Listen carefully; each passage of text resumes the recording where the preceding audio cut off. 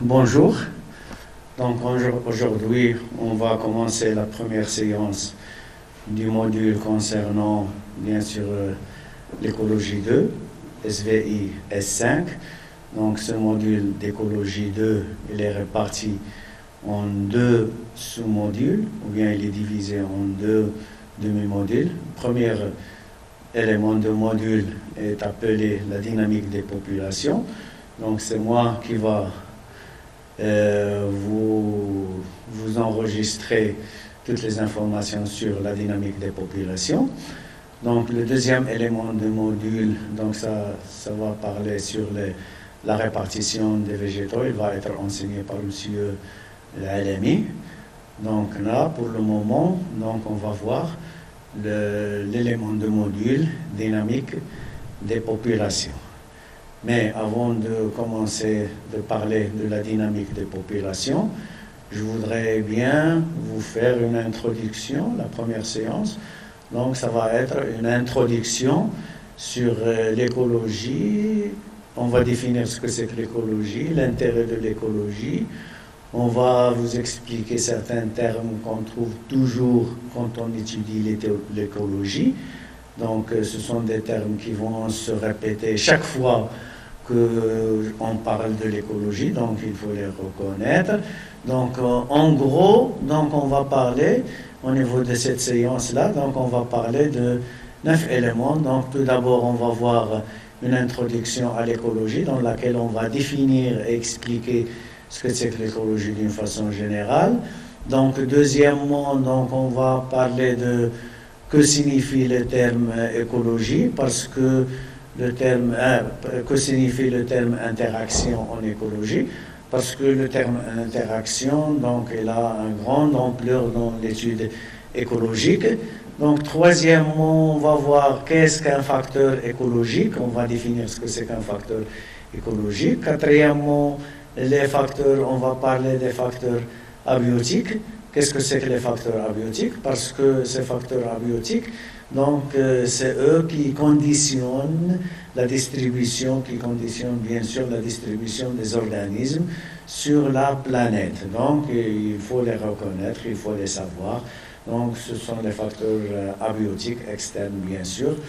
Donc cinquièmement, donc on va voir les organismes. Donc on va voir que les organismes ou bien la majorité des organismes ont développé 3 types d'adaptation pour résister aux conditions abiotiques défavorables. Ça veut dire que chaque individu, chaque espèce, si vous voulez, donc, ou bien beaucoup d'organismes, donc ils ont développé des adaptations pour résister dans leur milieu, ou bien pour résister si les conditions abiotiques ou bien les facteurs abiotiques qu'on va définir sont défavorables. En sixième temps, donc, on va voir l'écologie requiert beaucoup de connaissances. Ça veut dire que l'écologie, pour faire de l'écologie, ça demande ou bien il faut avoir beaucoup de connaissances pour pouvoir faire des recherches au niveau de l'écologie, que ce soit de l'écologie animale ou bien que ce soit de l'écologie végétale. Donc on parle d'une façon générale.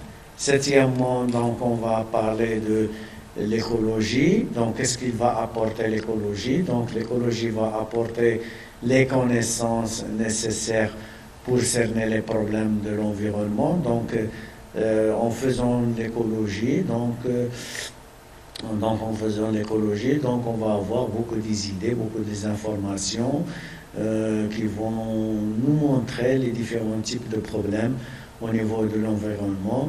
Donc ces problèmes-là, il faut les comprendre et les résoudre. C'est ça l'intérêt de l'écologie. Ça veut dire faire des études sur le terrain, bien sûr. Donc voir quels sont les problèmes qu'on peut retrouver sur le terrain ou bien qu'on peut trouver directement sur le terrain. Il faut comprendre ces problèmes et il faut essayer de les résoudre d'une façon écologique ou bien d'une façon pour éliminer la majorité de ces problèmes-là. Donc, huitièmement, l'écologie est une science expérimentale difficile. Donc, on va vous expliquer un petit peu pourquoi elle est difficile.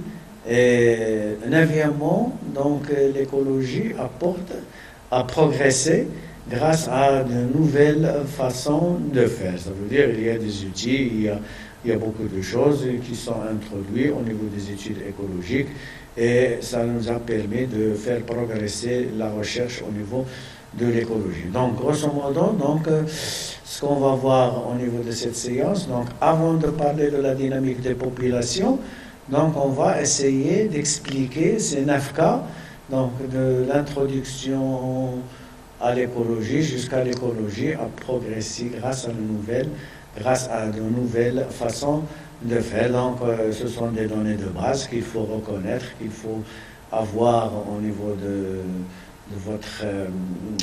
votre tête pour pouvoir faire, ou bien pour pouvoir faire la dynamique des populations.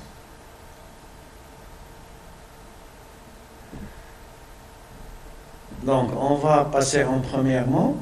Premièrement, c'est introduction à l'écologie. Donc, là, on va définir un petit peu ce que c'est que l'écologie pour avoir une idée beaucoup plus nette sur l'écologie d'une façon générale. Donc là, je vous ai mis au niveau de ce diapo donc une grande définition. C'est une science. Donc l'écologie, c'est une science qui étudie les organismes. Donc les organismes. Et quand on parle des organismes, donc là, on n'a pas fait la distinction entre les végétaux et les animaux. Donc on parle des organismes d'une façon globale. Donc quand on parle des organismes d'une façon globale, sans dire si ce sont des animaux ou bien si ce sont des végétaux, donc on parle des organismes. Donc quand vous entendez le mot organisme, donc ça peut être un végétal comme ça peut être un animal. D'accord? Donc c'est une science qui étudie les organismes. Ça veut dire qu'il étudie les espèces animaux et les espèces végétales d'une façon globale.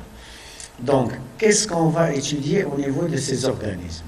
Donc, entre parenthèses, donc là, je vous ai mis, donc c'est l'étude des organismes et entre parenthèses, leur distribution et leur abondance. Ça veut dire, on va voir les organismes, que ce soit les végétaux, que ce soit les animaux, et là, on va s'intéresser à leur distribution. Ça veut dire comment ils sont distribués sur la planète, ou bien comment ils sont distribués de point de vue géographique, ou bien comment ils sont distribués sur un écosystème, ou bien sur un biotope. Donc, leur distribution, comment ils sont distribués. Donc ça, cette distribution, donc on va la détailler un petit peu plus tard, quand on va aborder la dynamique de population. Mais en gros, là, c'est une science qui étudie les organismes. Et là, au niveau de ces organismes, on va voir 2 choses. Leur distribution et leur abondance. Donc, c'est ça l'intérêt. Donc, on va voir ces organismes, comment ils sont distribués à l'échelle géographique, à l'échelle d'un écosystème. Et en même temps, on va voir leur abondance. Est-ce qu'ils sont bien beaucoup plus abandonnés?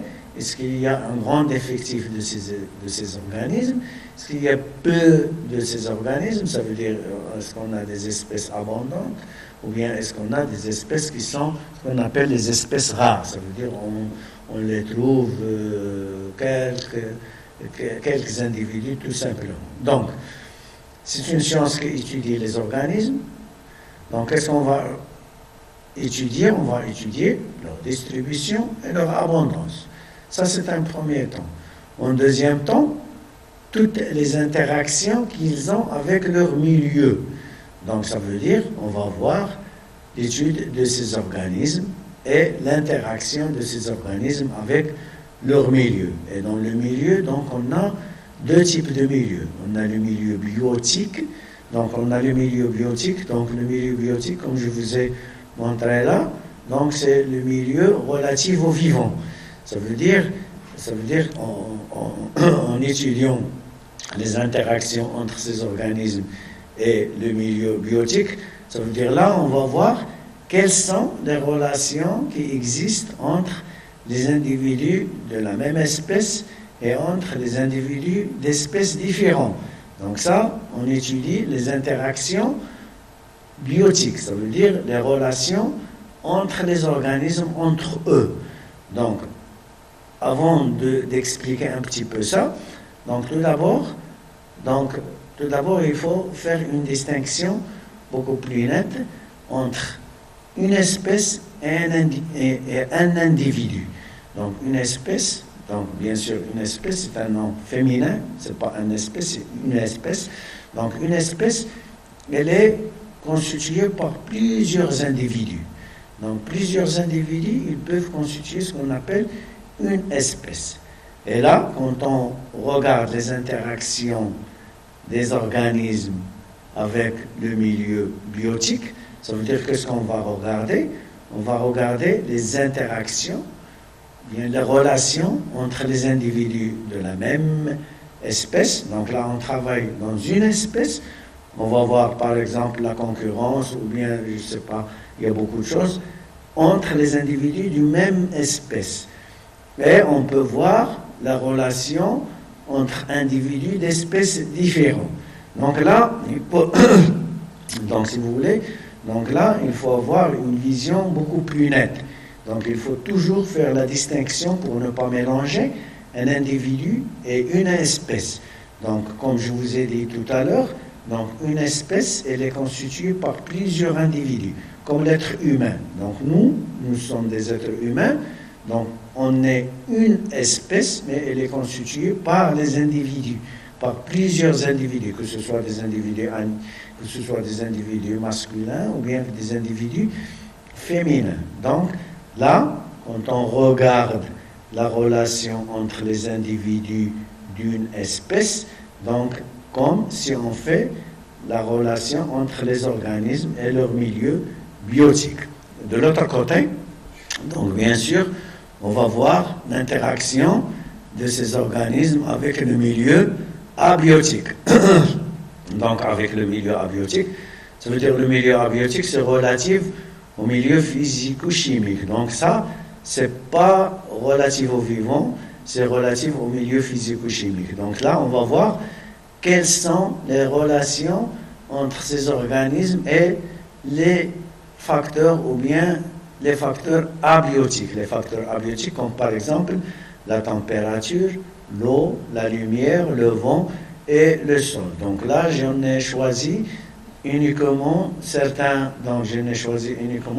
certains facteurs abiotiques les plus intéressants, comme la température, l'eau, la lumière, le vent et le sol. Donc ça, c'est les facteurs du milieu abiotique. Donc, en gros, pour définir ou bien pour faire une introduction à l'écologie, donc l'écologie, c'est l'étude des organismes entre eux et c'est l'étude aussi des organismes entre eux et le milieu abiotique. Ça veut dire, quand on fait l'écologie, donc on va regarder, ou bien sur le terrain, ou bien dans un écosystème, on va voir quelles sont les relations qui existent entre les individus d'une même espèce et entre les individus d'espèces différentes. Ça, c'est d'un côté. Et de l'autre côté, on va voir ces organismes, ou bien quelle est la relation qui existe entre ces organismes et les milieux abiotiques, ou bien les facteurs abiotiques qu'on trouve dans l'environnement, comme les facteurs température, eau, lumière, vent et sol. Donc, si vous voulez, donc pour résumer là, donc l'écologie, c'est l'étude des organismes. Qu'est-ce qu'on étudie au niveau de ces organismes? On va étudier leur distribution et leur abondance. Donc, en étudiant leur distribution et leur abondance, on va aborder en même temps quelle est la relation qui existe entre les individus d'une même espèce et quelle est la relation qui existe entre toutes les espèces qui se trouvent dans le milieu, dans l'écosystème, ou bien dans l'aire dans laquelle on fait l'étude, et le milieu physico-chimique. Ça veut dire on va voir quelle est la relation qui existe, ou bien quelle est la relation qui existe entre ces organismes et les facteurs physico-chimiques comme la température, l'eau, la lumière, le vent, le sol. Bien sûr, il y a plusieurs facteurs abiotiques. Donc là, j'en ai mis uniquement 5 facteurs abiotiques qui sont la température, l'eau, la lumière, le vent et le sol. Donc voilà, ça c'est l'étude. Donc quand vous entendez écologie, donc c'est l'étude des organismes que ce soit animal ou bien végétal. On va voir leur distribution, on va voir leur abondance dans le milieu ou bien dans l'écosystème. Et en même temps, dans cet écosystème, on va voir quelles sont les relations qui existent entre les individus d'une même espèce. Et on va voir en même temps quelles sont les relations qui existent entre les espèces différentes. Quelles sont les relations qui existent entre les espèces différentes. Ainsi, et enfin, donc on va voir les conséquences de ces interactions. On va voir les conséquences de ces interactions. Est-ce que ces interactions apportent un bénéfice positif pour l'écosystème ou bien apportent un bénéfice négatif pour l'écosystème? Donc, grosso modo, donc je répète, c'est l'étude des organismes. Donc, on va étudier leur distribution, leur abondance. Et à l'intérieur lorsqu'on fait ces études-là, en même temps, on va voir les relations entre les individus de même espèce et on va voir les relations entre les espèces et les facteurs abiotiques, les facteurs de l'environnement. Et pour finaliser, donc, on va voir quelles sont les conséquences de ces interactions. Est-ce que ces interactions sont positives ou bien négatives pour l'environnement? Ça, c'est en premier temps. Donc, on va passer en deuxième partie, ou bien partie numéro 2. Là, on a nommé que signifie le terme interaction en écologie. Donc, pour définir le terme interaction, donc l'interaction, c'est une influence réciproque entre les organismes entre eux et entre les organismes et leur milieu. Donc, je vous ai dit tout à l'heure, quand on fait l'écologie, donc on va voir quelle est la relation qui existe entre les espèces, que ce soit animaux, que ce soit végétaux. Donc là c'est une relation entre les organismes. Et on va voir quelle est la relation entre ces organismes et les facteurs abiotiques, ou bien les facteurs de l'environnement. Donc l'interaction, c'est une influence réciproque. C'est une influence réciproque. Donc une influence réciproque entre les organismes. Donc c'est une influence réciproque entre bien sûr les organismes et leur milieu. Donc réciproque, ça veut dire on a comme une réaction chimique, là on a aller et vient. Donc réciproque, donc il va dans ce sens et retourne de l'autre côté. Donc c'est une interaction. Donc dans le milieu environnemental ou bien dans la nature, donc on a défini à peu près 4 types d'interactions. Donc on a tout d'abord l'interaction directe. Donc l'interaction directe, ça veut dire quoi? Ça veut dire que, là je vous ai donné quelques exemples pour vous faire comprendre l'interaction directe. Ça veut dire que les gros arbres diminuent la quantité de lumière au sol disponible pour les autres plantes. Ça veut dire que les gros arbres, donc ils vont diminuer donc la quantité de lumière au sol disponible pour les autres plantes. Ça veut dire qu'ils vont donner de l'ombre sur le sol. Donc les végétaux qui sont moins grands que les arbres, donc ils vont être dans l'ombre. Et s'ils sont dans l'ombre, donc la quantité de lumière elle va diminuer. Bien sûr, la quantité de photosynthèse au niveau de ces plantes-là, il va diminuer à cause de la diminution de la lumière. Donc là, c'est une interaction directe, les gros arbres, donc diminuer la quantité de lumière pour les autres plantes, et de l'autre côté, les autres plantes, ils ne vont pas grandir, ou bien ils vont faire un retard dans leur développement à cause du manque de la lumière. Donc les végétaux ils vont pas grandir, et lorsqu'ils vont mourir, donc bien sûr la quantité de fertilisation ou bien la quantité de fertilisation ou bien la destruction de ces plantes pour apporter les éléments minéraux et organiques au niveau du sol, donc il va être un petit peu plus faible. Donc là c'est une interaction directe. Donc deuxième interaction, ce qu'on appelle l'interaction indirecte. L'interaction indirecte, ça veut dire là, il y a un intermédiaire. Donc ça veut dire, là, je vous ai mis un exemple, c'est que les excréments des animaux, les excréments, ce sont les déchets solides. Donc les excréments des animaux s'incorporent graduellement, ça veut dire s'incorporent mais d'une façon verticale au sol. Ça veut dire que les excréments ou bien la matière, les déchets des animaux, ils vont rentrer verticalement dans le sol avec l'aide des bactéries, bien sûr, pas que les bactéries, il y a les bactéries, les champignons et plusieurs insectes qui peuvent participer à cette incorporation. Donc les excréments, ils vont s'incorporer verticalement dans le sol par l'intermédiaire des bactéries, des champignons, des petits insectes et contribuent ainsi à l'enrichissement du sol afin que les plantes en profitent. Ça veut dire que ces excréments, lorsqu'ils vont pénétrer graduellement dans le sol, donc ils vont enrichir le sol par les éléments par les éléments que les plantes ils peuvent utiliser. Ça veut dire là, c'est une sorte de fertilisation du sol, comme si on fait fertiliser le sol. Ça veut dire que les excréments, ils contiennent des éléments minéraux, des éléments organiques. Ces excréments ou bien ces éléments minéraux et organiques, ils vont être libérés ils vont être libérés ou bien travaillés par les bactéries, les champignons et certains micro-organismes. Donc, et là, on va assister à la fertilisation du sol. Le sol va être fertilisé. Il y a plusieurs éléments minéraux, il y a plusieurs matières organiques qui vont s'incorporer graduellement ou bien qui vont rentrer dans le sol.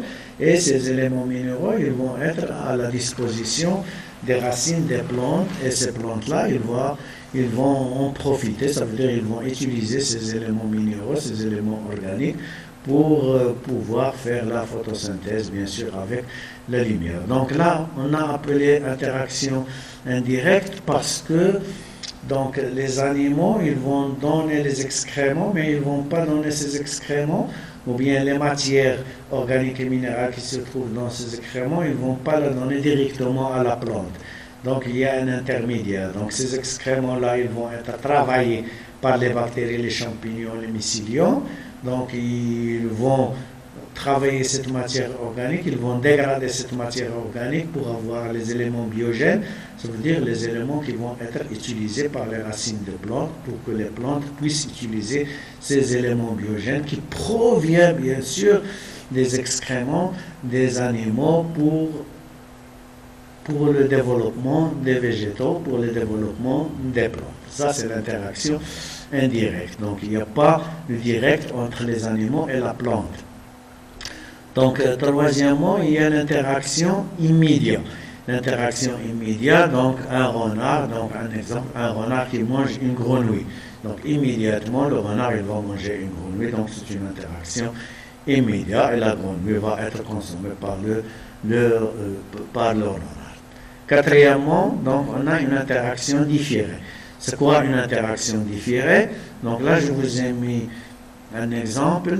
Donc, les faucons, ça c'est un faucon, bien ça c'est le mulot, ou bien le rat, si vous voulez, de la campagne. Ça c'est un mulot. Donc, c'est quoi? C'est que les faucons influencent le patrimoine génétique de mulot et en conséquence leur évolution car restreint le succès reproductif de certains individus. Ça veut dire que lorsque le faucon repère un mulot, donc dans le milieu naturel, donc il va le prendre, le manger, le consommer, et comme ça, donc la population de mulots, donc ils vont diminuer et le brassage génétique entre les mâles et les femelles, il va être diminué. C'est comme ça qu'on dit que influence le patrimoine génétique des mulots. Ça veut dire que en consommant les mulots, donc le nombre de la population de mulots, il va diminuer et le brassage génétique ou bien le patrimoine génétique de mulots, il va être diminué, comme si lorsque le faucon consomme le mulot, ça veut dire qu'il empêche l'évolution, et cette évolution, ça veut dire qu'il empêche le phénomène de reproduction, et lorsqu'il empêche le phénomène de reproduction, donc à ce moment-là, il peut influencer génétiquement sur le patrimoine génétique du milieu. Donc là, on a 4 types d'interactions. Interaction directe, indirecte, immédiat et différé. Donc là, qu'est-ce qu'un facteur, troisièmement, qu'est-ce qu'un facteur écologique? Donc là, on va définir ce que c'est qu'un facteur écologique. Là, je vous ai mis, au niveau de ce diapo, c'est un facteur susceptible d'agir sur les organismes. Donc, toujours quand vous entendez le mot organisme, donc, ça peut être un animal comme ça peut être un végétal. Donc, c'est un facteur susceptible, ça veut dire capable d'agir sur les organismes vivants en les éliminant, en modifiant leur densité et en les empêchant de se reproduire, etc. Ça veut dire un facteur écologique, c'est un facteur qui peut agir directement ou bien qui peut avoir une influence sur un autre organisme. Donc, ça veut dire un facteur qui va avoir un effet positif ou bien négatif sur un organisme. Donc, effet négatif comme un facteur, il peut éliminer par exemple un organisme. Par exemple, lorsqu'on a la sécheresse, donc il y a la disparition de certains végétaux. Donc la sécheresse ou bien augmentation de la température, diminution de l'eau, donc elle va éliminer certaines espèces végétales. Donc ça c'est donc la sécheresse, comme on l'a défini comme augmentation de la température, diminution de la quantité de l'eau. Donc la sécheresse est un facteur qui peut éliminer un organisme végétal ou bien un organisme animal. En modifiant leur densité, ça veut dire que si on a un facteur qui va agir sur une population et la population, donc soit il va augmenter de taille, ça veut dire qu'on va avoir beaucoup d'effectifs, ou bien diminuer de taille, avoir moins d'effectifs. Donc là, c'est un facteur écologique. En les empêchant de se reproduire, ça veut dire donc un facteur, il peut empêcher deux individus de même espèce de se reproduire. Donc ça, c'est un facteur écologique. Donc un facteur écologique, normalement, il doit avoir un effet sur un organisme, que ce soit animal ou bien que ce soit végétal. Si son effet est neutre, ou bien il n'a pas d'effet, donc on ne va pas considérer ce facteur-là un facteur écologique. Donc un facteur écologique, un effet, que ce soit positif ou bien que ce soit négatif sur un organisme. S'il n'a pas d'effet, donc ce n'est pas un facteur écologique. Donc là, on a défini 2 types de facteurs écologiques. Les facteurs écologiques sont les facteurs, si vous voulez, abiotiques. Donc les facteurs abiotiques, comme on a dit tout à l'heure, facteurs relatifs au vivant. Ça veut dire facteur écologique, facteur relatif au vivant. Ça veut dire là, quand on va étudier les facteurs abiotiques, donc on va voir seulement les relations entre les individus de la même espèce, et là on parle d'intraspécifiques, les facteurs intraspécifiques. Et si on regarde la relation entre individus d'espèces différentes, donc à ce moment-là on parle de facteurs interspécifiques. Donc quand on utilise les facteurs abiotiques, ça veut dire là, on va voir uniquement la relation qui existe entre les individus de la même espèce, et dans ce cas-là, on parle d'une relation interspécifique, ou bien on va étudier les relations entre individus d'espèces différentes, et à ce moment-là, on va parler de relations interspécifiques. Donc, on a aussi, ou bien de l'autre côté, bien sûr, on a les facteurs abiotiques. Donc, les facteurs abiotiques, ce sont les facteurs relatifs au milieu physico-chimique. Et dans ce cas-là, on parle de les facteurs environnementaux, comme la température, l'eau, la lumière, bien sûr, le vent et le sol. Donc là, ce sont les facteurs abiotiques ou bien les facteurs physico-chimiques. Donc là, ces facteurs-là, les facteurs abiotiques, donc ce sont les facteurs qu'on trouve dans la nature. Donc ils sont apportés par l'environnement, comme la température, l'eau, la lumière, le vent, le sol. Donc là, je vous ai mis uniquement 5 facteurs, mais il y en a dans l'environnement, il y en a plusieurs facteurs abiotiques. Donc, pour résumer au niveau de ce diapositive, donc un facteur écologique est un facteur qui doit avoir un effet sur un organisme. Et cet effet, il peut être positif comme il peut être négatif. Donc, s'il a un effet positif ou bien négatif, donc on peut l'appeler un facteur écologique. S'il n'a pas d'effet, donc un facteur neutre, donc on ne va pas le considérer comme un facteur écologique. Et parmi les facteurs écologiques, on a les facteurs biotiques qui sont relatifs aux vivants, comme si on regarde la relation entre les individus d'une même espèce. Et dans ce cas-là, on parle des relations intraspécifiques. Si on regarde les relations entre les espèces, donc à ce moment-là, on va parler des relations interspécifiques. Donc ça, c'est pour les facteurs abiotiques. Mais au niveau des facteurs abiotiques, comme je vous ai dit, donc il faut toujours faire une distinction pour ne pas confondre ce que c'est un individu et une espèce. Donc bien sûr, une espèce, elle est toujours constituée par plusieurs individus. Donc, ou bien plusieurs individus constituent ce qu'on appelle une espèce. Donc, quand vous parlez d'espèce ou bien d'individu, il faut mettre en votre tête, bien sûr, ou bien il faut avoir clair au niveau de votre esprit la relation entre individus, parce qu'il ne faut pas mélanger un individu avec une espèce. Donc, si on regarde les facteurs abiotiques et on regarde la relation entre les individus de la même espèce, donc à ce moment, on parle des relations intraspécifiques. Ça veut dire qu'on est à l'intérieur d'une espèce. C'est pour cela qu'on a appelé intraspécifique. Ça veut dire les relations entre les individus de la même espèce, comme la compétition par exemple. Quand on regarde la relation entre les individus d'espèces différentes, entre deux espèces différentes, donc là, à ce moment-là, on parle des relations interspécifiques, ça veut dire entre les espèces. Par contre, les relations ou bien les facteurs écologiques abiotiques sont les facteurs qu'on trouve au niveau de l'environnement, comme la température, l'eau, la lumière, le vent, le sol, l'exposition. Donc, il y en a plusieurs au niveau de l'environnement. Quatrièmement, on va parler des facteurs abiotiques.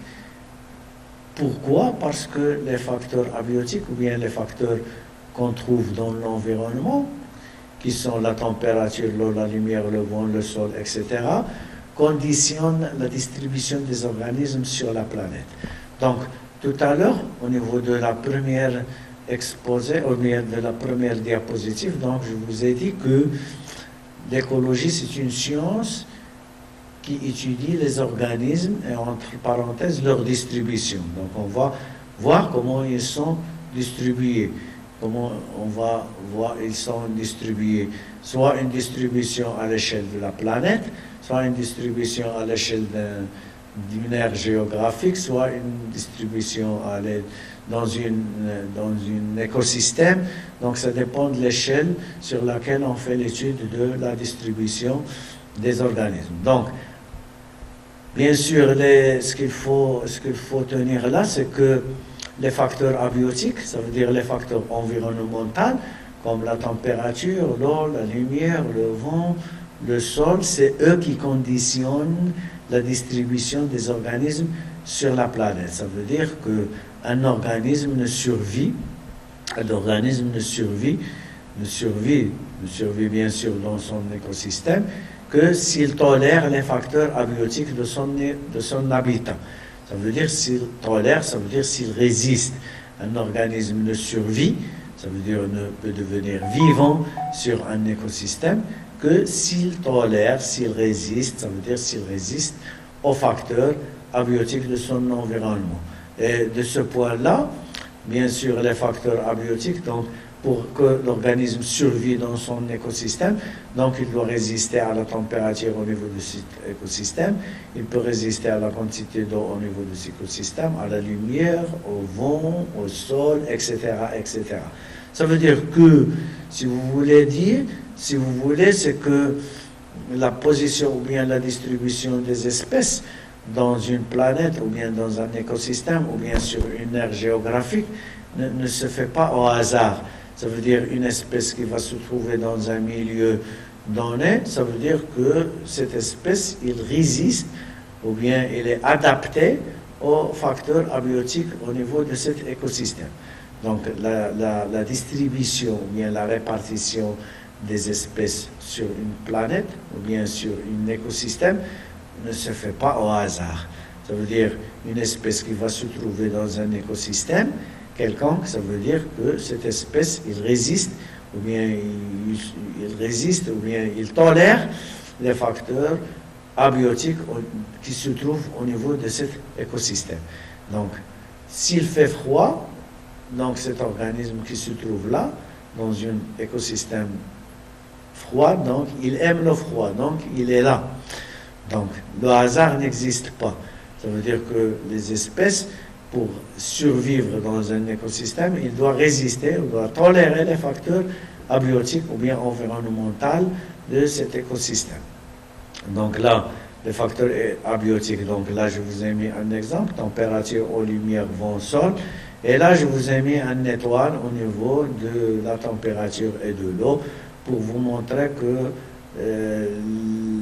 la température et l'eau sont des facteurs qui influencent le plus la distribution des organismes. Ça veut dire que parmi l'ensemble des facteurs abiotiques ou bien parmi l'ensemble des facteurs écologiques de l'environnement, donc bien sûr la température et l'eau sont les deux principaux facteurs qui agissent beaucoup sur la distribution des organismes. Ils ont un grand pouvoir sur la distribution des organismes, que ce soit sur un écosystème, sur une région et bien sûr une planète. Donc, deuxième temps, les facteurs abiotiques varient d'une région à l'autre. Donc, ils varient d'une région à l'autre, ça veut dire que les facteurs abiotiques, ils varient dans l'espace. Ça veut dire que si on est au niveau de la ville de Fès, donc il faut beaucoup plus chaud que si on est au niveau de la ville de Ifrane. Donc là, c'est une variation régionale et les facteurs abiotiques, bien sûr la température, l'eau, etc., tout ça, donc il varie d'une région à l'autre. Le taux de précipitation à Ifrane, c'est pas égal au taux de précipitation au niveau de Fès. Donc là, les précipitations comme facteur écologique, ils changent d'une région à l'autre, donc ils changent dans l'espace. Et en même temps, les facteurs abiotiques varient aussi d'une saison à l'autre. D'une saison à l'autre, ça veut dire dans le temps. Ça veut dire, si on est dans la même région, par exemple la région de Fès, donc si on regarde la température, bien sûr la température, il va changer d'une saison à l'autre. Donc, en été, il fait chaud, en hiver, il fait froid, en automne et en printemps, il fait un petit peu clément. Ça veut dire que, pour vous montrer, ou bien pour avoir une idée sur les facteurs abiotiques, ou bien les facteurs environnementaux, c'est que les facteurs abiotiques, donc ils changent d'une région à l'autre, ça veut dire dans l'espace. Si on va d'une région à une autre région, bien sûr, on ne va pas avoir les mêmes facteurs abiotiques. Ils vont changer. Si on monte dans l'altitude, bien sûr, les facteurs abiotiques, ils vont changer. Si on fait l'inverse, on descend dans l'altitude, bien sûr, les facteurs abiotiques, donc, ils vont changer. Et si on reste stable dans une région, donc, bien sûr, ces facteurs abiotiques, ils vont changer dans le temps. Ça veut dire d'une saison à l'autre, on va avoir un changement de ces facteurs abiotiques. C'est pour cela que je vous ai mis donc un exemple là, le changement des facteurs abiotiques d'une région à l'autre. Ça veut dire si on est dans la zone équatoriale, dans l'équateur, donc il fait chaud et humide, Et dans le pôle, dans les pôles, que ce soit le pôle nord ou bien le pôle sud de la planète, donc il fait froid et sec. Donc là, si on passe d'une région ou bien d'une zone à une autre zone, donc les facteurs abiotiques, ils vont changer en fonction de la position géographique. Donc en fonction des saisons, donc les facteurs abiotiques changent d'une saison à l'autre. Ça veut dire, si on est dans la même région, donc en hiver, saison des pluies, il fait beaucoup de pluie et froid, et en été, saison sèche. Donc il y a la quantité de pluie qui va augmenter en hiver et va diminuer en été si on est dans la même région. Ça veut dire changement des facteurs abiotiques d'une saison à l'autre. Donc là, c'est un changement dans le temps, si on est stable dans une région donnée. D'accord? Donc, quand on parle du sol, donc bien sûr, le sol est un facteur, donc, est un facteur abiotique, est un facteur environnemental, et le sol est un facteur qui est abiotique et qui influence la distribution, et qui influence bien sûr la distribution des végétaux, et par conséquence, celle des animaux via la chaîne alimentaire. Parce que les végétaux, ils présentent, comme je vous ai dit au départ, donc, quand on fait l'étude écologique, c'est l'étude de la distribution des organismes, que ce soit des organismes animaux ou bien que ce soit des organismes végétaux. Et quand on regarde le sol, donc le sol est un facteur abiotique qui a une grande influence sur la distribution des végétaux. Et s'il a un effet sur la distribution des végétaux, donc automatiquement, il a un effet sur la distribution des animaux, parce qu'on a des herbivores, par exemple, qui consomment les végétaux. Donc, s'il y a ces végétaux-là, pour les animaux herbivores, donc on va trouver ces animaux herbivores. S'il n'y a pas de végétaux, donc on ne va pas trouver les herbivores au niveau de cet écosystème. Donc, le sol joue un facteur très important aussi, comme la température et l'eau, sur la distribution des végétaux. Donc, l'importance du sol, donc qu'est-ce qu'il rapporte le sol? Donc, le sol fournit l'eau et les sels minéraux. Bien sûr, il fournit l'eau et les sels minéraux pour la végétation. Donc, l'eau et les minéraux, bien sûr, ils vont être pompés par les végétaux pour faire la photosynthèse avec la lumière. Donc, ça veut dire là, les sels minéraux comme le phosphate, le nitrate, etc., nécessaires à la photosynthèse des végétaux. Donc, la structure physique du sol, donc ça veut dire que la nature du sol, on peut avoir une sol argileuse constituée par l'argile ou bien sablonneux constitué par du sable, et son pH, bien sûr, chaque sol a son pH qui détermine le type de végétation qui s'installe. Donc, la structure du sol physique, donc la nature du sol et la nature du pH du sol, il permet l'installation de certaines espèces et d'autres espèces qui n'aiment pas ce type de sol, par exemple, ou bien ce type de pH, donc ils ne vont pas s'installer au niveau du sol. Donc, c'est pour cela qu'on a dit que le sol donc, est un facteur abiotique qui peut influencer sur la distribution des végétaux. Et dernièrement, donc, la nature du sol conditionne les types d'organismes qui peuvent s'y fixer ou s'y enfouir. Donc la nature du sol donc, conditionne les types d'organismes qui peuvent s'installer et bien sûr les espèces animales qui peuvent s'enfuir au niveau du sol.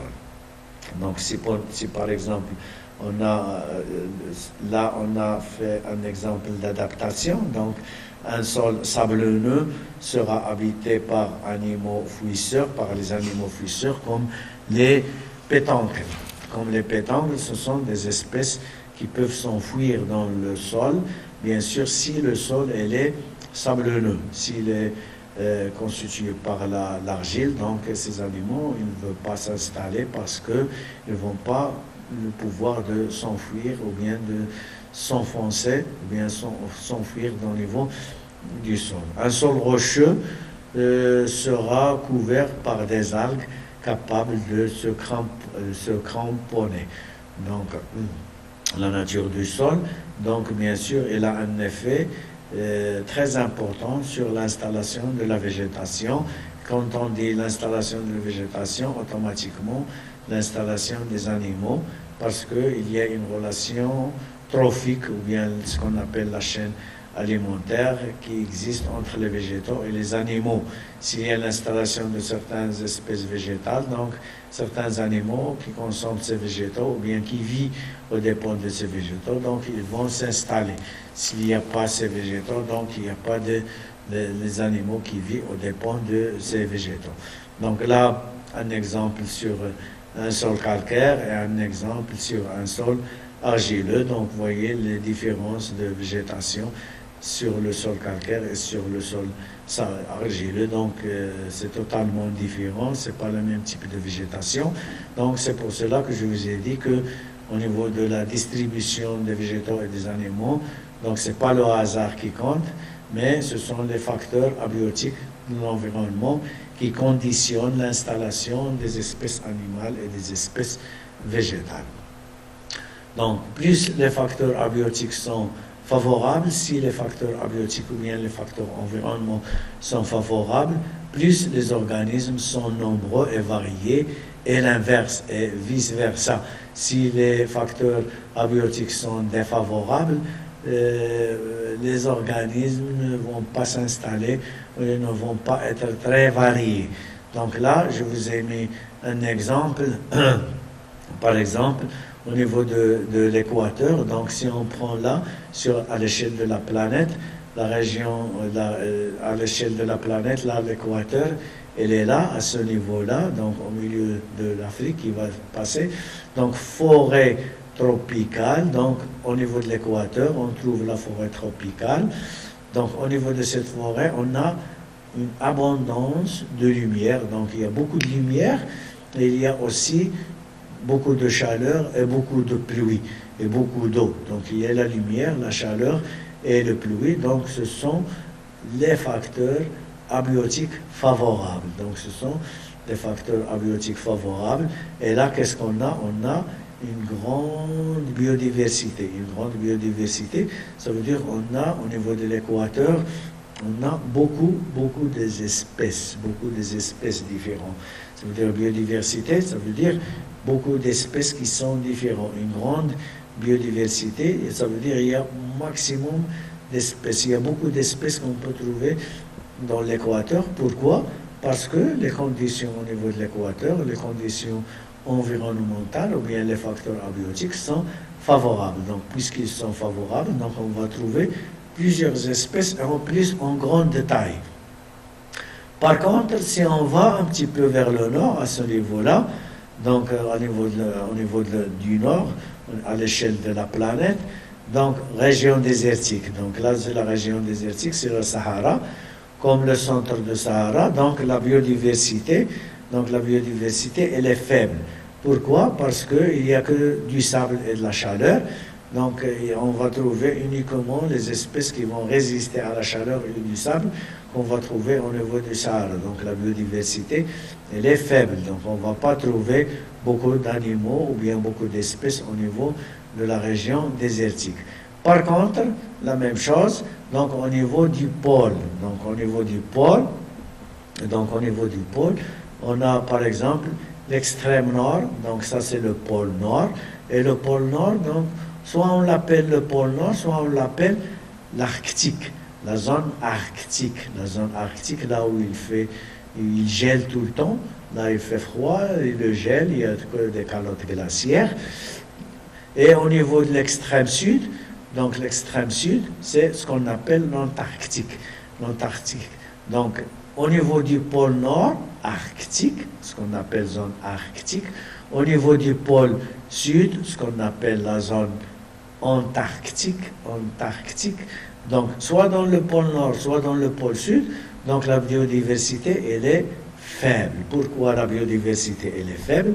Parce qu'il fait très froid, il n'y a que des calottes glaciaires, et là, on peut trouver uniquement certaines espèces qui peuvent résister à cette température froide, beaucoup plus froide, et qui peuvent résister aux calottes glaciaires. Donc la biodiversité, elle est faible. C'est pour cela qu'on a dit à ce niveau-là que plus les facteurs abiotiques sont favorables, plus les organismes, que ce soit animaux ou bien végétaux, sont nombreux et variés. S'ils sont nombreux et variés, donc on a directement une grande biodiversité. Et vice-versa, si les facteurs écologiques ou bien si les facteurs écologiques abiotiques sont défavorables, donc les organismes sont moins nombreux et la biodiversité, elle est faible.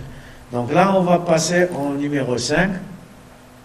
Numéro 5, pour vous montrer, ou bien pour vous rappeler, si c'est possible, donc ça, on le trouve toujours quand on fait des études écologiques, que les organismes ont développé 3 types d'adaptation pour résister au conditionnement abiotique. Donc là, je répète, abiotique défavorable. Donc là, je répète que les facteurs abiotiques sont les facteurs qui sont capables de agir sur la distribution des organismes, que ce soit animal ou que ce soit végétal, au niveau à l'échelle de la planète ou bien à l'échelle d'un écosystème.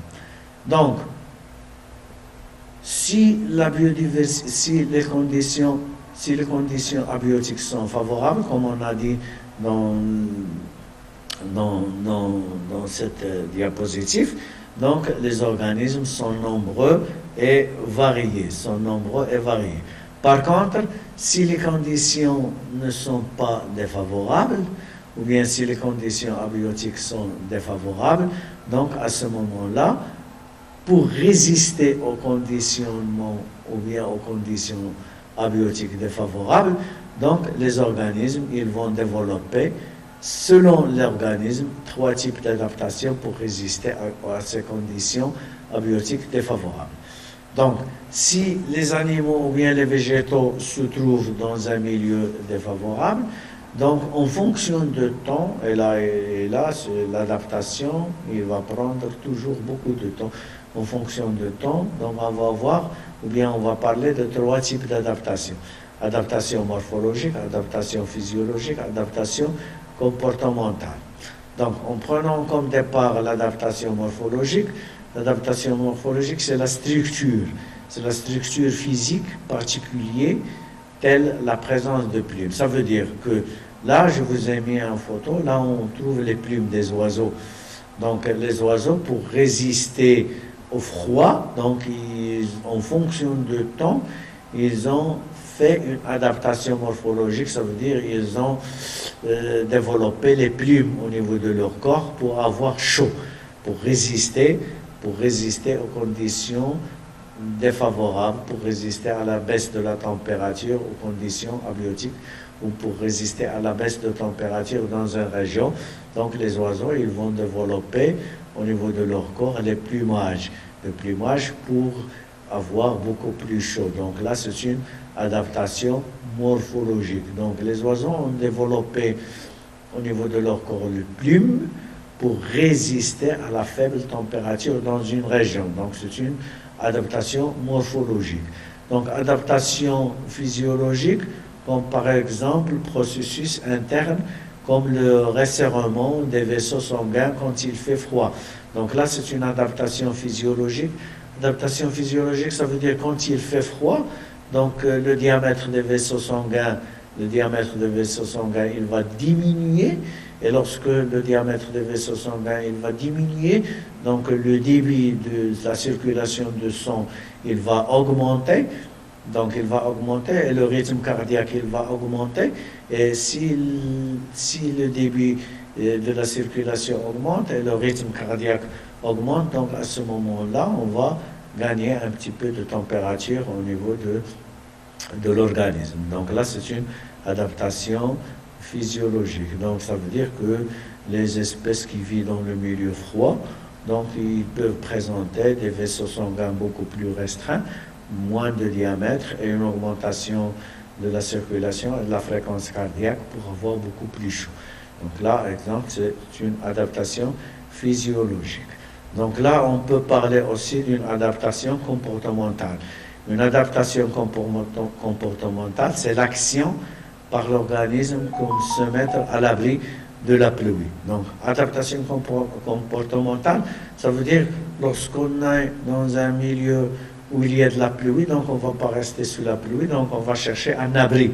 Donc automatiquement, c'est une adaptation comportementale donc, qui existe chez les animaux lorsqu'il fait beaucoup de pluie, lorsqu'il pleut, donc ils vont se mettre à l'abri et c'est une adaptation comportementale. Bien sûr, donc là je vous ai mis au niveau de ce diapo donc plusieurs types d'adaptation.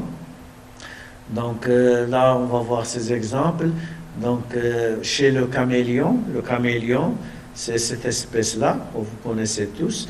Donc il s'adapte donc lorsqu'on le met sur un support, donc il va prendre la couleur de ce support-là pour se camoufler aux prédateurs, parce que pour se cacher, pour ne pas être visible pour les prédateurs, donc il prend la couleur du support sur lequel il se trouve. Donc là, c'est une adaptation, si vous voulez, c'est une adaptation physiologique. Donc, la pigmentation qui change, ça veut dire la coloration qui change des caméléons. Donc là, c'est une adaptation physiologique, comme je vous ai dit. Donc, le caméléon, qu'on appelle l'arbier, etc., donc il va prendre la couleur du support sur lequel il trouve pour se cacher des prédateurs. Donc là, on a aussi d'autres types d'adaptation, c'est le type de vision. Donc pour le type de vision, on a la vision nocturne et la vision diurne. Donc la vision nocturne, ça veut dire que là, l'animal, donc il regarde mieux pendant la nuit que pendant le jour. La vision diurne, c'est il regarde mieux pendant la journée que pendant la nuit. Et donc là, on a donc je vous ai mis là deux exemples. Vision nocturne pour la boum. Donc la boum, il regarde mieux pendant la nuit pour repérer les proies, alors que les faucons, ils regardent mieux pendant la journée pour repérer les proies. Donc ils ont adapté une forme des yeux qui est pour observer mieux la nuit, ou bien pour observer mieux pendant la journée. Donc pour la nuit, c'est l'adaptation des yeux nocturnes, et pour la journée, c'est l'adaptation des yeux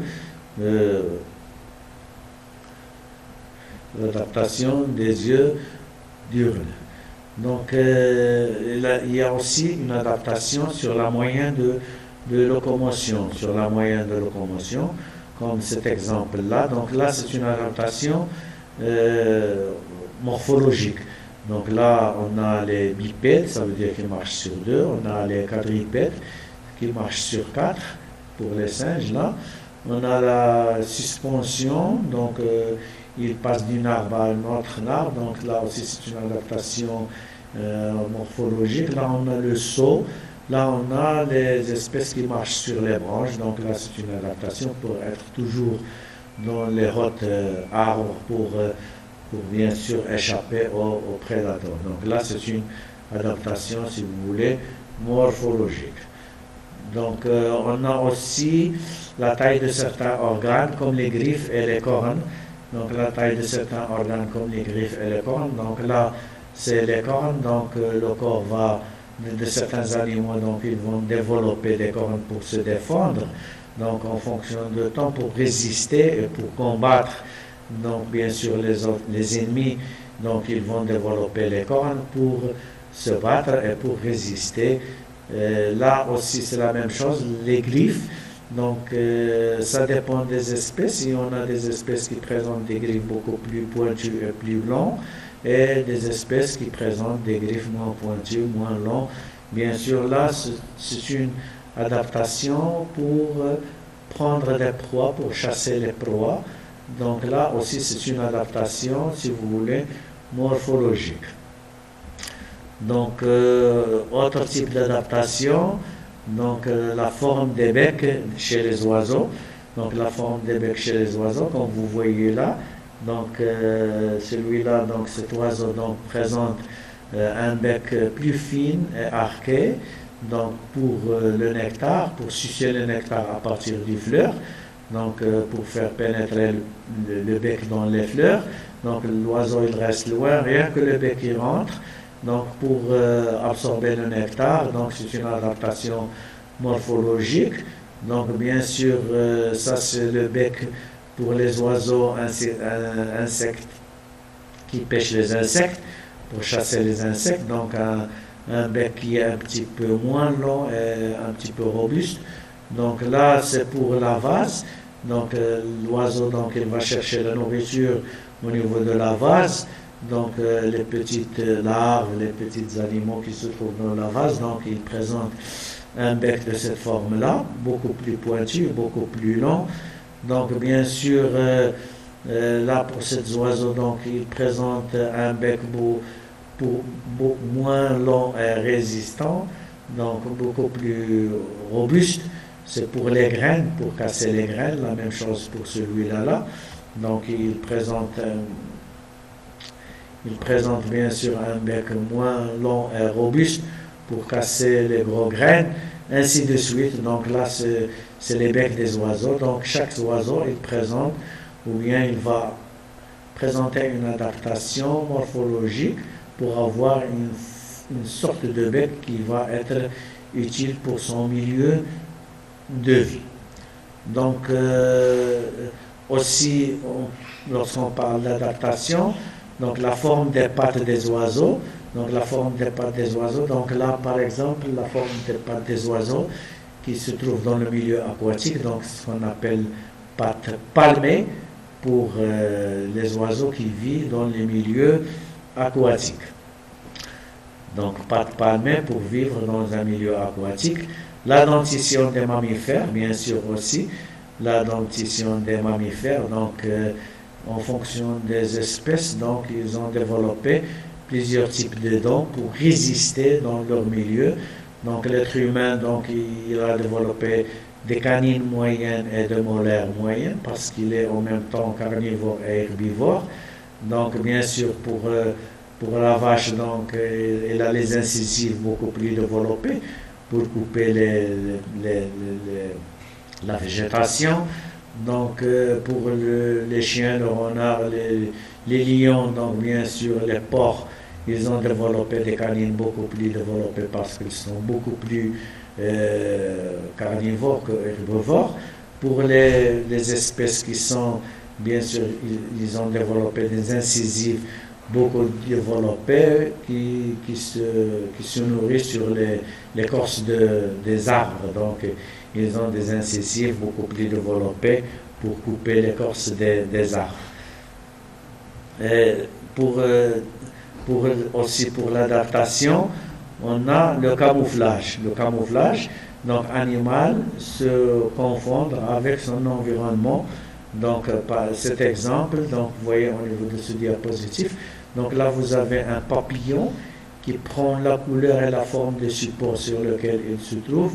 Donc c'est ce qu'on appelle le camouflage, pour se cacher et se camoufler au niveau pour ne pas être repéré par les prédateurs. Donc ça c'est les différents types d'adaptation que je vous ai mis là, des exemples d'adaptation, mais en gros dans la nature, donc on a 3 types d'adaptation d'une façon globale, des adaptations morphologiques, physiologiques et comportementales. Donc bien sûr on est toujours dans l'adaptation, donc dans le milieu de vie, donc on peut avoir les techniques, on peut avoir les techniques de chasse, exemple les loups. Donc les loups, donc ils ont adopté une sorte d'adaptation de chasser ensemble pour avoir ou bien pour consommer des gibiers qui sont beaucoup plus robustes et beaucoup plus grandes que les loups. Donc c'est pour cela qu'ils ont adapté une sorte de technique de chasse ensemble. Donc la régulation thermique chez les vipères. Donc les vipères, elles présentent une régulation thermique pour résister ou bien pour capturer le proie. Donc là aussi c'est une adaptation. C'est une adaptation, si vous voulez, physiologique. Donc l'hibernation et l'estivation. Donc hibernation, c'est une résistance à l'hiver, c'est une adaptation physiologique.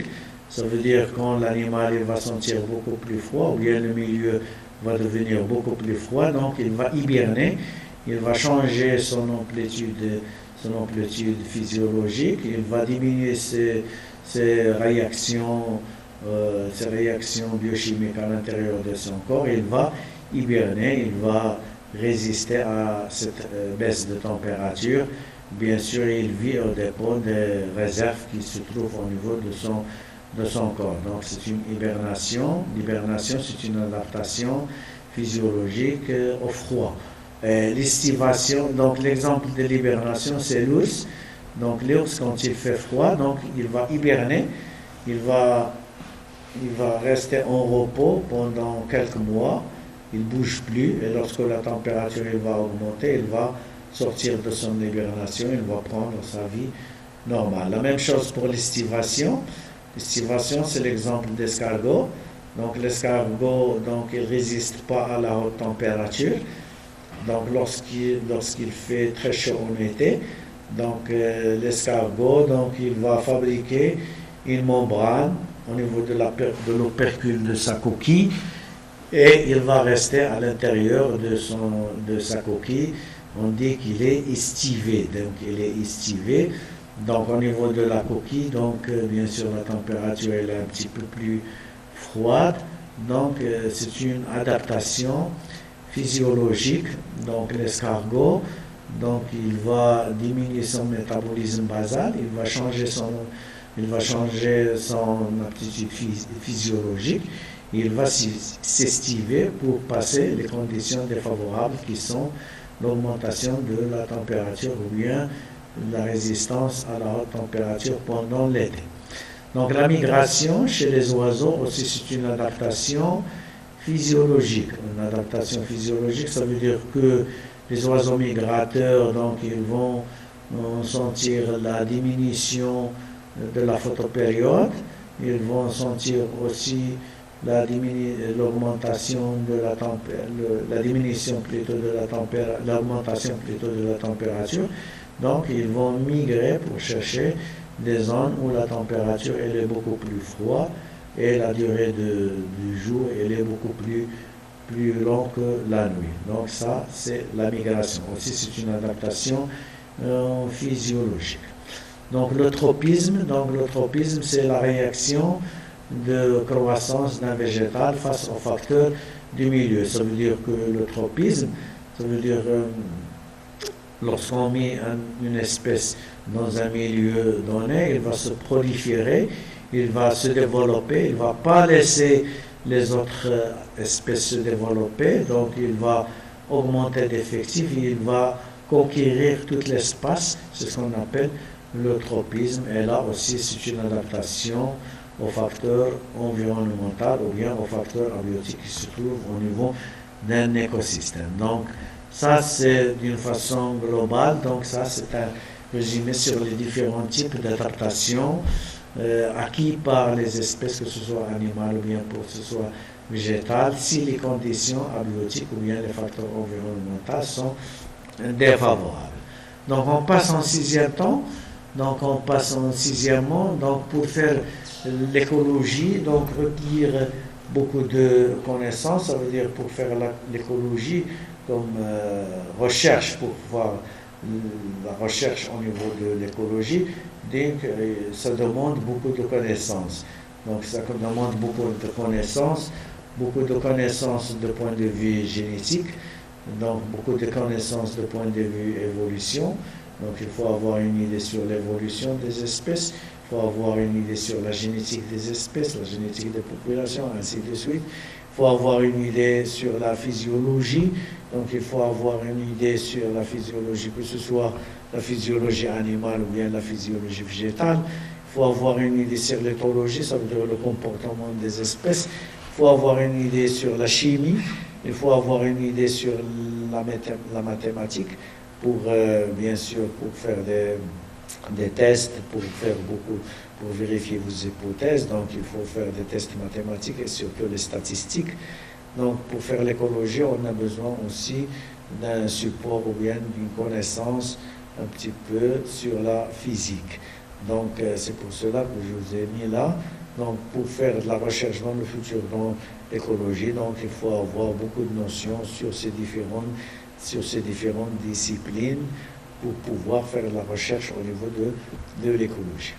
Donc, septièmement, l'écologie, donc bien sûr, il apporte des connaissances nécessaires sur certains, apporte des connaissances nécessaires pour cerner les problèmes environnementaux, les comprendre et les résoudre. Donc, pourquoi on fait de l'écologie? Parce qu'on fait de l'écologie, parce que dans l'environnement, il y a plusieurs problèmes qui se posent. Donc, ces problèmes, il faut les connaître, il faut les étudier, il faut les comprendre, et après, il faut essayer de les résoudre d'une manière plus écologiste. Donc, c'est l'étude de l'environnement. Quand on fait l'étude de l'environnement pour cerner les différents types de problèmes environnementaux, les différents types de problèmes environnementaux, et après, il faut bien comprendre et analyser ces problèmes et essayer de trouver des solutions. Donc, c'est pour cela que je vous ai mis au niveau des diapositives, donc, les différents problèmes qu'on peut trouver. Donc, c'est tout un petit point, tout un petit angle de vision sur certains problèmes. Il y en a beaucoup de problèmes, mais là, certains problèmes pour vous montrer des exemples là. Par exemple, l'érosion des terres par la déforestation. Donc, on sait bien sûr que la déforestation, c'est l'enlèvement des arbres. Donc, si on enlève les arbres d'une forêt, bien sûr, on va provoquer la déforestation et on va engendrer l'érosion des terres et l'érosion du sol. Ça veut dire que les arbres, donc, ils vont maintenir le sol à un certain niveau. Donc, si on enlève les arbres, donc, on pratique ou bien on aboutit à l'érosion du sol. Donc là, c'est un problème qui est actuellement sur toute la planète. Donc, on enlève des arbres pour la fabrication des produits comme les tables, les armoires, pour fabriquer les maisons, donc pour le chauffage, pour le bois de chauffage, mais en même temps, on va favoriser l'érosion du sol. Donc là, c'est un problème. Donc là, c'est un problème qu'il faut résoudre. Donc, d'autres problèmes, c'est l'appauvrissement des sols par l'agriculture et l'élevage. Donc, ça veut dire quand on pratique l'agriculture, ça veut dire on va semer des graines, on va récolter la récolte, bien sûr, de ce qu'on a semé, mais qu'est-ce qu'on a pratiqué? Donc, on a réalisé un appauvrissement du sol, parce que l'agriculture, c'est le développement des graines, et ces graines-là, ils vont se développer au dépend des produits minéraux et organiques qui se trouvent dans les sols. Donc, quand on pratique l'agriculture intensive, ça veut dire qu'on va pomper au niveau du sol les sels minéraux et la matière organique. Donc, on va favoriser l'appauvrissement du sol. Ça veut dire que le sol va être pauvre en éléments minéraux et en éléments organiques. Donc, quand on fait l'agriculture, donc, il faut réfléchir après la récolte pour retourner à enrichir et à fertiliser le sol, donc en injectant bien sûr des produits qui ne sont pas d'origine synthétique, d'origine normale, pour que le sol devienne riche de point de vue éléments et matières organiques. Donc bien sûr, la pollution de l'eau, on favorise toujours la pollution de l'eau et de l'air. Donc on pollue bien sûr l'eau, on pollue l'air, donc il y a les automobiles, les avions qui vont polluer l'air. Donc bien sûr, nous, on va toujours injecter les produits, les déchets liquides au niveau des nappes, au niveau des rivières, donc on va participer à la pollution de l'eau. Donc là, c'est un problème auquel il faut penser, auquel il faut comprendre et auquel il faut trouver des résolutions ou bien des solutions pour dépolluer l'eau et dépolluer l'air. Il y a aussi le problème de bioinsecticides, bioaccumulation des pesticides. Bien sûr, lorsqu'on utilise les pesticides qui sont constitués par les insecticides, les herbicides, les fongicides, Donc, bien sûr, les insecticides contre les insectes, les herbicides contre les mauvaises herbes et les fongicides contre, bien sûr, contre les champignons. Donc, lorsqu'on utilise beaucoup de pesticides, donc, on injecte des produits qui sont nuisibles au niveau du sol et ces produits-là, ils vont s'accumuler pour donner une bioaccumulation des pesticides qui va être nocive soit à la production de la matière végétale, qui va être consommée par les animaux ou bien par l'homme. Donc, on participe à la pollution de la nature et cela aussi, c'est un problème auquel il faut penser pour trouver une solution pour éviter d'utiliser les pesticides. La destruction de la couche d'ozone, bien sûr, la destruction de la couche d'ozone, il vient après la pollution de l'air. Lorsqu'on pollue l'air, donc la couche d'ozone ou bien au niveau de la couche d'ozone, on peut avoir des trous parmi lesquels on peut avoir le passage de l'ultraviolet qui est nuisible soit à l'homme, soit à tous les végétaux ou bien les animaux qui se trouvent sur le sol ou bien sur la planète. Donc le déséquilibre par introduction, d'espèces exotiques. Donc là aussi c'est un problème. Pourquoi? Parce que comme on va définir ce que c'est une espèce exotique, donc une espèce exotique est une espèce animale ou bien végétale dont l'introduction se fait par l'homme. Donc l'homme, il peut introduire une espèce, que ce soit animale ou bien végétale, dans un écosystème. Donc cette introduction, il peut être volontaire, comme il peut être fortuite, ça veut dire au hasard, sans faire attention, sur un territoire ou bien sur un écosystème. Et cette espèce exotique, il va menacer l'écosystème. Ça veut dire, là, on va introduire une espèce qu'on appelle espèce exotique, et cette espèce, donc, on peut l'introduire volontaire, comme on peut l'introduire par ignorance ou bien au hasard. Et là, il va se développer comme cette espèce-là, comme je vous ai mis au niveau de cette photo-là. Donc, cette espèce dont la fleur elle est jaune, donc il va se développer sur tout l'écosystème. Il ne va pas laisser pousser les autres espèces végétaux à côté de lui. Donc, il va profiter sur toute la surface pour se développer à lui seul. Donc, c'est ce qu'on appelle les espèces exotiques. Donc là, au niveau de cet écosystème, donc on a peu de biodiversité, on a la prolifération d'une espèce sur les autres espèces, donc automatiquement, c'est un déséquilibre de l'écosystème. Donc là, c'est un exemple pour vous expliquer pourquoi on fait après des recherches dans l'écologie, donc toujours pour travailler sur le terrain, pour travailler dans l'environnement, pour essayer de chercher les problèmes environnementaux, essayer de les comprendre et essayer de trouver des solutions, bien sûr, écologiques. Donc là, en huitièmement, donc on va passer à l'écologie est une science expérimentale difficile. Pourquoi est une science expérimentale difficile?